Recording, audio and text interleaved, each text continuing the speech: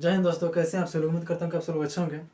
तो चलिए आज हम पढ़ेंगे हिस्ट्री। ठीक है, 10th का हिस्ट्री पढ़ेंगे, जिसका पहला चैप्टर है, इसका नाम है यूरोप में राष्ट्रवाद। यूरोप में राष्ट्रवाद पढ़ेंगे। ठीक है, तो चलिए वीडियो को स्टार्ट करते हैं। और ये पढ़ लेंगे ना तो ऑब्जेक्टिव जितना भी क्वेश्चन आता है, ऑब्जेक्टिव और सब्जेक्टिव यानी जो लघु उत्तरीय प्रश्न होते हैं और वस्तुनिष्ठ प्रश्न होते हैं, वो प्रश्न आपके हाथों से नहीं छूटेंगे। तो चलिए शुरू से पढ़ते हैं, इसको शुरू से अंत तक पढ़ेंगे। तो चलिए वीडियो को स्टार्ट करते हैं। सबसे पहले यहाँ पर देखेंगे राष्ट्रवाद। राष्ट्रवाद मतलब होता है देश प्रेम, देश को एकीकृत करने की एक भावना होती है राष्ट्रवाद। वहीं यहाँ देखिए राष्ट्रवाद पुनर्जागरण काल। राष्ट्रवाद की शुरुआत पुनर्जागरण काल में ही इसकी शुरुआत हो चुकी थी, लेकिन 1789 की फ्रांसीसी क्रांति में एक और अच्छे से उभर करके सामने आया लोगों के सामने। ठीक है ना, नेपोलियन का आक्रमण। नेपोलियन के आक्रमण के पश्चात, नेपोलियन का जो आक्रमण हुआ, उस आक्रमण के पश्चात यूरोप में और जो फ्रांस में जो राष्ट्रवाद की भावना थी और तेजी से बढ़ने लगी। ठीक है ना, जब नेपोलियन ने आक्रमण किया उसके बाद से राष्ट्रवाद की भावना और तेजी से बढ़ने लगी। वियना सम्मेलन 1815, वियना सम्मेलन 1815 जिसका नेतृत्व किए थे ऑस्ट्रिया के चांसलर मेटरनिख। वियना सम्मेलन हुआ था 1815 में।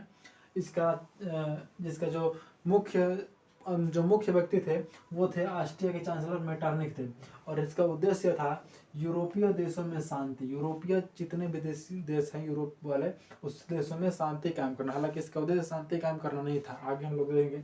मेटरनिख प्रजातंत्र के खिलाफ था। जो ऑस्ट्रिया का चांसलर मेटरनिख था, मेटरनिख के नेतृत्व में वियना सम्मेलन हुआ था और यूरोप में शांति के लिए। लेकिन मेटरनिख जो था प्रजातंत्र के खिलाफ था, यानी राजतंत्र वाला व्यक्ति था, प्रजातंत्र वाला व्यक्ति नहीं था। इटली के प्रांत में विभाजन, इटली के प्रांत राज्य अलग अलग थे, प्रांत जो सभी एक में थे उनको अलग अलग इसने विभाजित कर दिया। मेटरनिख ने अलग अलग विभाजन किया और जर्मनी को 39 रियासतों में बांट दिया।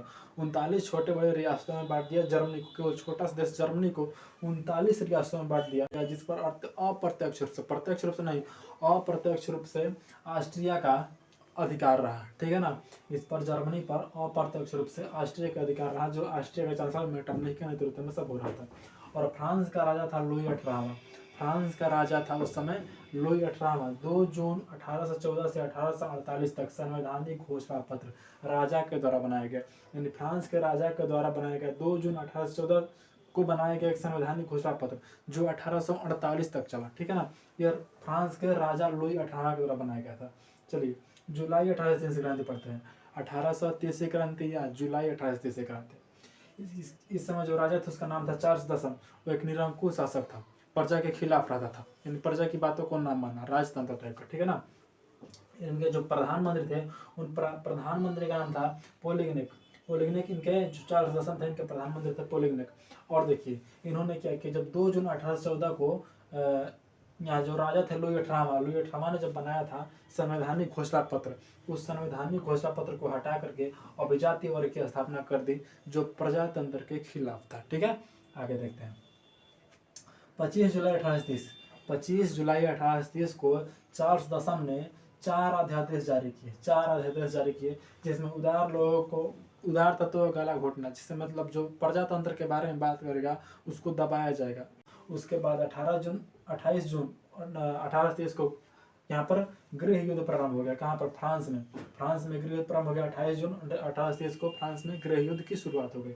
चलिए चार्ल्स दशम इंग्लैंड पालन करके, जब वहाँ पर गृह युद्ध शुरू हो गया तो चार्ल्स दशम इंग्लैंड भाग गया। ठीक है, और बुरो वंश का अंत हो गया। इस प्रकार फ्रांस से बुरो वंश का अंत हो गया। अब निश्चित बात है कि जब एक वंश का अंत हो जाएगा तो दूसरा वंश निश्चित रूप से आ जाएगा।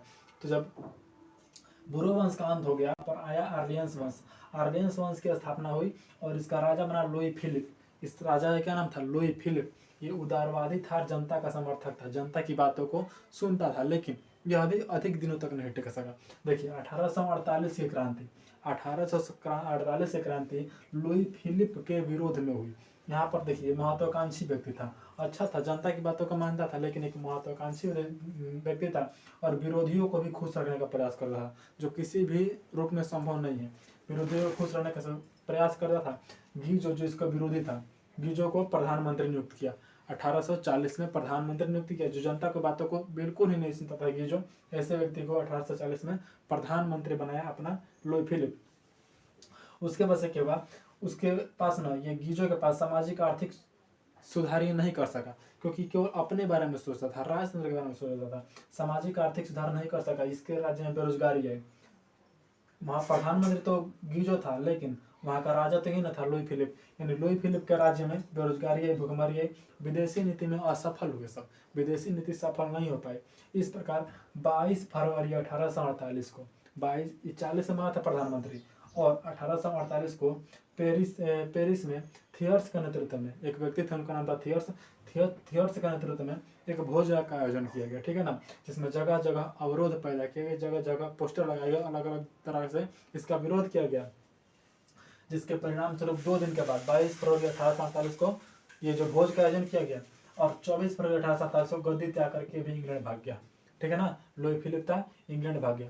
अब बोरो वंश खत्म हो गया, आर्लियंस वंश खत्म हो गया, अब क्या आएगा, तो अब आया यहाँ पर प्रजातंत्र और गणतंत्र की स्थापना हुई, जिसमें 21 वर्ष से अधिक या 21 वर्ष के सही वयस्क के पुरुष को, केवल पुरुष को मतदान देने का अधिकार प्राप्त हुआ, और वो लोग मत दे करके अपना राजा बनाने लगे, ठीक है ना।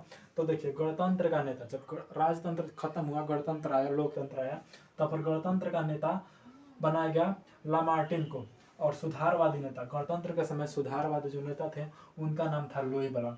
हालांकि ये दोनों देखिए लामार्टिन और लुई बला दोनों में मतभेद चलता था, दोनों में मतभेद चलता था, इसलिए इस मतभेद के फलस्वरूप लुई नेपोलियन को फ्रांसीसी सम्राट घोषित कर दिया। लुई नेपोलियन को फ्रांसीसी यानी फ्रांस का सम्राट घोषित कर दिया गया। आगे देखते हैं इटली का एकीकरण, इसका हो गया इटली का एकीकरण। देखते हैं इटली जो था पूरे में अलग अलग स्वतंत्र राज्य होकर था, जैसे भारत में भी होता था, अलग अलग लोग रहे थे, जैसे दक्षिण का राजा कोई और है, पश्चिम का राजा कोई और है, पूरब का राजा कोई और है, पश्चिम का राजा कोई और है, मध्य का राजा कोई और है, अलग अलग प्रांत बहुत सारे रियासतें थी। वैसे भी यहाँ पर भी इटली में अलग अलग स्वतंत्र राज्य हुआ करते थे, ठीक है, जिसमें इटली में ऑस्ट्रिया और फ्रांस का हस्तक्षेप था। ऑस्ट्रिया और फ्रांस अपना उपनिवेश बनाकर रखा था इटली को, अप्रत्यक्ष रूप से या प्रत्यक्ष रूप से इन लोगों को अपना बताते थे कि हम ही सब कुछ है, अपने अनुसार से यहाँ पर चलाते, जैसे अंग्रेजों ने हमको लोग गुलाम बनाया था वैसे ही। इसकी राजधानी रोम में पोप थे, वो लोग चाहते थे कि शासकों के नेतृत्व पर एकीकरण किया जाए, जैसा हम कहें जो राजधानी थी यहाँ की रोम में पोप वंश के शासक थे, तो पोप ने कहा कि हम क्या करेंगे कि यहाँ पर सभी लोग हमारे अनुसार चले, ठीक है ना, और ये सब ऑस्ट्रिया और फ्रांस वाले चाह रहे थे कि हमारे तरफ से चले। फ्रांस की घटनाओं का प्रभाव, फ्रांस में जब इतना घटना हो गया तो उसका ही कुछ प्रभाव पड़ा, क्योंकि नज़दीक ही है, ठीक है। नेपोलियन ने अप्रत्यक्ष रूप से सहायता प्रदान की, नेपोलियन ने इटली को अप्रत्यक्ष रूप से सहायता प्रदान की, जिसमें सिसलापाइन, लिगुरियन और ट्रांसपेडन इन तीनों प्रांत को, तीनों राज्यों को एकीकृत किया, लेकिन 1814 में नेपोलियन की पतन हो गया, नेपोलियन हट गया, ठीक है ना। तो देखिए यहाँ पर जब नेपोलियन का पतन हो गया 1814 में, तो बचा हुआ भाग था उसका एकीकरण वियना कांग्रेस 1815 के द्वारा किया गया, वियना कांग्रेस 1815 के द्वारा किया गया, जिसमें यहाँ पर था पिडमाउड और सार्डिनिया 2 क्षेत्र थे, दोनों को एकीकृत किया गया। यहाँ पर एक में जैसे में बिहार और झारखंड है, एकदम पास में बिहार और झारखंड, बिहार अलग है, झारखंड अलग है, दोनों के बीच में सड़क लाइनें बन जाएगी, दोनों के एक दूसरे के उस राज्य के लोग इस राज्य में आ सकते हैं, इस राज्य के लोग उस राज्य में जा सकते हैं, यहीं पर तीनों में सड़क लाइनों का निर्माण किया गया, अलग अलग मतलब सही प्रकार से एक कर दिया गया, और यहाँ पर ये दो को एक कर दिया गया। चलिए आगे देखते हैं यहाँ पर कार्बोनरी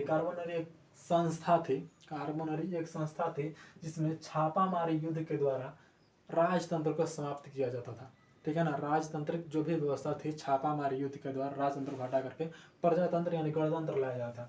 इसके नेता थे जोसेफ मेजिनी, इनके जो नेता थे, जो नेतृत्व कर रहे थे, उनका पूरा नाम था जोसेफ मेजिनी, जिसको मेजिनी भी कहा जाता है। मेजिनी एक साहित्यकार थे, एक योग्य सेनापति थे, ठीक है ना, लोकतंत्र के समर्थक थे, राजतंत्र के खिलाफ और लोकतंत्र के समर्थक थे। 1831 में इन्होंने यंग इटली और 1834 में इन्होंने यंग यूरोप नामक संस्था की स्थापना की। इस यंग इटली की स्थापना का उद्देश्य था इटली में गणराज्य स्थापित करना। यंग इटली की स्थापना का उद्देश्य यही था कि इटली में गणराज्य लोकतंत्र स्थापित किया गया। ऑस्ट्रिया के चांसलर मेटरनिख, उस समय ऑस्ट्रिया के चांसलर मेटरनिख हुआ करते थे, जो लोकतंत्र के खिलाफ थे। उन्होंने जनतंत्र को दबाया। मेटरनिख ने क्या किया, जनतंत्र को दबाया, जिसके कारण मेजनी को यहाँ पर इटली से पलायन करना पड़ा, और वो इटली से पलायन कर गए। 1848 से मेटरनिख पलायन कर गए, जब जनता ने चाहा कि हम लोग अपना लोकतंत्र लाएंगे और चारों तरफ से दंगे फसादे होने लगे, केवल लोकतंत्र ही रहेगा, उस स्थिति में मेटरनिख को भागना पड़ा। 1848 में इन्होंने इटली से पलायन कर गया। अब जब ये मेटरनिख इटली से चले गए तो मेजनी आए, मेजनी का आगमन हुआ, फिर से मेजनी आ गए। अब देखिए सार्डिनिया पिडमाउड के राजा जो थे, ये जो यहाँ पर एकीकरण हुआ था, ये 2 गो एक में था और 3 गो एक में था। तो ये सार्डिनिया और पिडमाउड के जो राजा थे वो चाहते थे कि पूरा इटली हमारे तरीके से हम में विलय हो जाए, जो हम कहें वो हो, ठीक है। और पोप जो कहते थे वो धर्म राज्य के पक्षधर थे, यानी हमारा धर्म जैसा कहता है वैसा आप करिए, ये पोप का कहना था। ऑस्ट्रिया द्वारा आक्रमण किया गया और जनतंत्र को दबाया गया। इस फलस्वरूप ऑस्ट्रिया के द्वारा आक्रमण किया गया। ऑस्ट्रिया के चांसलर जो थे मेटरनिख के द्वारा आक्रमण करवाया गया, यानी ऑस्ट्रिया के द्वारा आक्रमण किया गया और जनतंत्र को दबाया गया, जिसके कारण मेजनी को पुनः पलायन करना पड़ा, ठीक है ना। तो ये थी आज की वीडियो। अगला पार्ट एक और आएगा, उसमें पूरा हो जाएगा। तो चलिए वीडियो को कैसा लगा कमेंट जरूर बताइएगा। तो चलिए मिलते हैं अगले वीडियो में, तब तक के लिए जय हिंद, वंदे मातरम।